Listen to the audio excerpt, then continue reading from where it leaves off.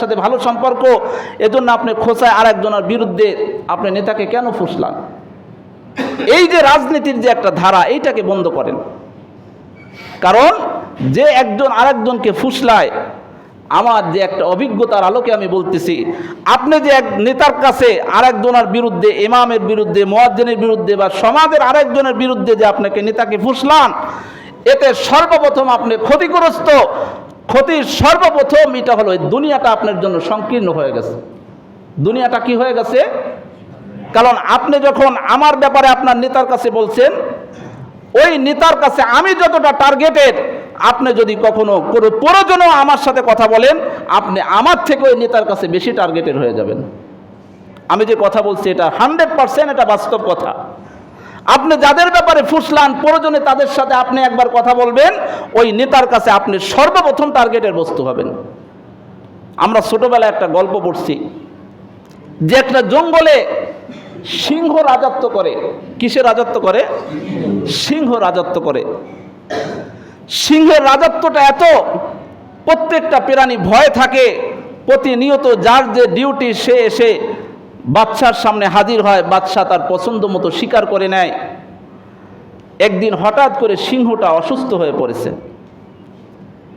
এখন বনের মধ্যে শিয়াল একটু বেশি চালাক, আর নেকড়ে ও অনেক সময় শিয়ালের সাথে বুদ্ধিতে পেরে ওঠে না। যে কোনো কারণে সকলে সিংহকে দেখতে গেছে, কিন্তু শিয়াল আর দেখতে যাইতে পারে নাই। এখন সিংহ তো সুযোগ পাইছে, নেকড়ে বাঘ সে সুযোগ পাইছে, সিংহকে বলতেছে, দেখছেন রাজামশাই, শিয়াল কত বড় অহংকারী, কতটা গাদ্দার। এতদিন আপনি সুস্থ ছিলেন, আপনার পাশে ছিল, এজন্য অসুস্থ হয়ে পড়ছেন, এজন্য ও ক্ষমতা দখলের জন্য ও আপনার কাছে আসে নাই, ও আপনাকে পছন্দ করে না। সমাজের মধ্যে এই ধরনের কিছু অ্যাক্সিডেন্ট মানুষ আছে কি নাই? কথা বলেন না। এখন সিংহ তো শিয়ালের উপরে কি রাজি নাকি বেজার? খুব বেজার।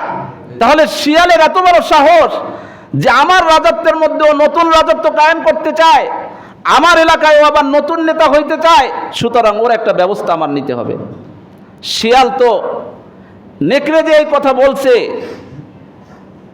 সিংহর কাছে এই সংবাদ শিয়ালের কাছে পৌঁছে গেছে। কারণ সমাজের মানুষের এটা একটা অভ্যাস, যে যারই দোষ বলুক না কেন, পর্যায়ক্রমে একে অপরের কানে পৌঁছে যায় যে তোমার কাছে কিন্তু অমুকে, তোমার কাছে নেতার কাছে এই কথা কিন্তু বলছে।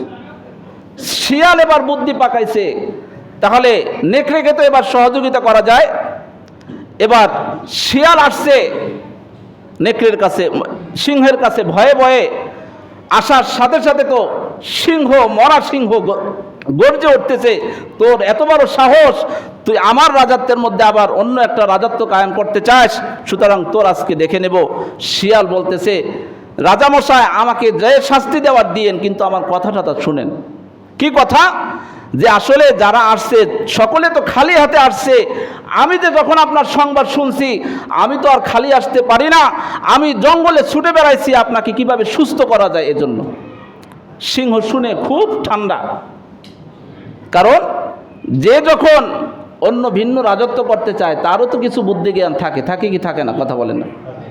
এখন সিংহ এখন ঠান্ডা। সিংহ বলতেছে, তাহলে আমার কোনো চিকিৎসার কোনো ঔষধ তুমি পাইছো কি না? এখন শিয়াল বলতেছে, হ্যাঁ পেয়েছি। তাহলে আমি বিভিন্ন ডাক্তারের সাথে পরামর্শ করেছি, সেই পরামর্শ অনুযায়ী তারা যে সিদ্ধান্ত দিয়েছে, আপনি যদি ওই নেকড়ের হাড় ভেঙে মগজ খাইতে পারেন, তাহলে আপনি সুস্থ হয়ে যাবেন। সিংহ সাথে সাথে থাবা দিয়ে ওই যে নেকড়ের পাও হাড্ডি ভেঙে মগজ খেয়েছে।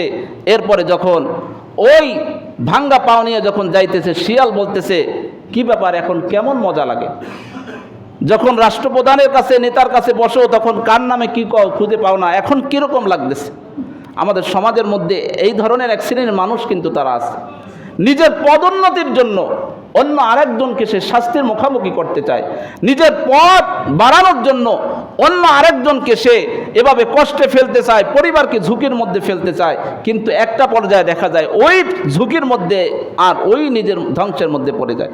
এই যে অভ্যাসগুলো, যারা যে দলের রাজনীতি করেন না কেন, এর থেকে বিরত থাকবেন। এর থেকে কি থাকবেন? সাথে সাথে এই যে রাজনীতির যে বর্তমানে যে তরঙ্গ চলতেছে, বিশেষ করে নিজেদের মধ্যে ভাই ভাই এলাকাবাসী হিসাবে এই রাজনীতির প্রতিহিংসা নিজেদের থেকে দূর করবেন আগে, তা না হলে কিন্তু এলাকায় কখনো শান্তি প্রতিষ্ঠিত হবে না। যতই আপনি শান্তি প্রতিষ্ঠিত করতে চান না কেন, এই নিজেদের মধ্যে রাজনীতির হানাহানি এটা দূর না করলে কি হবে না? কথা বলেন না কেন? সমাজের মধ্যে কোনোভাবেই শান্তি প্রতিষ্ঠিত হবে না। এজন্য পরস্পরে রাজনীতি